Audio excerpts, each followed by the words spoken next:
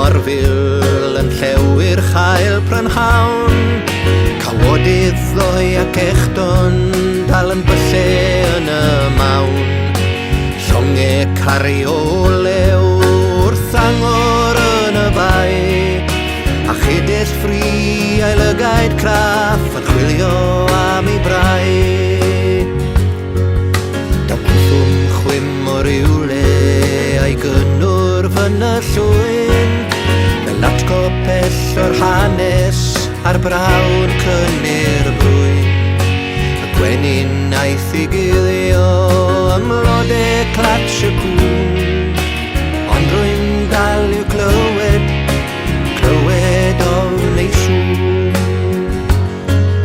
Bu bobl yma unwaith a mynydd oer ei byd, mae olion neu heilwydydd i'w gweld yma o hyd.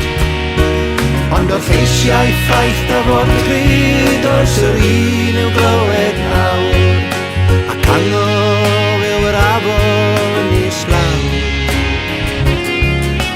Gelyn aeth o'r cefnfor a cherdded drwy y tir, cyrraedd troed y mynydd a wnaeth fe cyn hir. Diarbed oedd y restron ac wedi'r ymladd brin, o'r diwedd efa orfi, daeth taw ar ôl y drin, a doedd dim byd yn aros, dim o lle byr byw agos. A phlemiau daint am fod a'i Ffrengig hi, a gaeth gyda bob un i'w cair yn y dyffryn gan adel y llecyn a roedd o'r